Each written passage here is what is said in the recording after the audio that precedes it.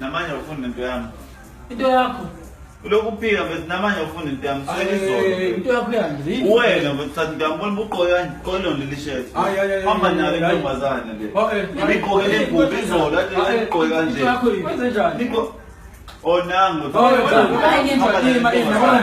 Salipambana. Ngiyaphambanisana manje. Saliphambanisa. Ubani wathi umuntu akayindoni yakhe. Ubani ufike nomunye. Hayi, yabona. Into yami bafethu. Into yami. La ngidubula ichepisi manje. Hayi, ngibona usidubule ngini ufunani into yakho unikeza. Into yami uyazi umuntu wathi into yami. Konje.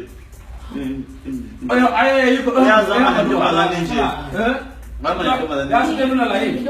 Thatha into yakho kulo. Uyazazi intombazane ihamba nomuntu wathatha into yami. Thatha into yakho kanjani le?